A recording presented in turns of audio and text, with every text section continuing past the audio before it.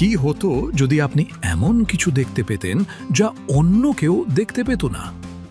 প্রতিটি বস্তু ঘিরে অদৃশ্য শক্তি। এটি এমন একজন মানুষের বাস্তব গল্প, যিনি খালি চোখে চৌম্বক ক্ষেত্র দেখতে পেতেন। তার নাম ছিল জেসন প্যাডগেট। এক সাধারণ মানুষ, কিন্তু একটি দুর্ঘটনা তার মস্তিষ্ককে চিরদিনের জন্য বদলে দেয়। এক রাতে এটি বারের বাইরে তাকে মারধর করা হয়। জ্ঞান ফিরে পেয়ে তিনি চারপাশে গণিত আর জ্যামিতি দেখতে থাকলেন। তিনি বিশ্বের অল্প কিছু লোকের মধ্যে একজন যাদের হয়েছিল অ্যাকোয়ার্ড সেভেন্থ সিন্ড্রোম। জেসন কোনো প্রশিক্ষণ ছাড়াই জটিল ফ্র্যাক্টাল আর কোয়ান্টাম আকার আঁকতে পারতেন।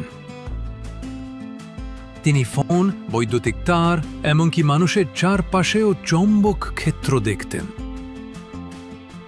বিজ্ঞানীরা হতবাক, মাথায় আঘাতে এমন শক্তি কিভাবে সম্ভব? জেসন বলেন, তিনি নিজেকে বিশেষ ভাবেন না, তিনি শুধু বিশ্বকে একটু অন্যভাবে দেখেন। এক সাধারণ মানুষ থেকে এমন একজন গণিত প্রতিভা, যিনি সর্বত্র লুকানো শক্তি দেখতে পান। এখন তিনি অন্যদের শেখান কিভাবে তিনি যা দেখেন তা আঁকতে হয়, বিস্ময়ে ভাগ করে নিতে।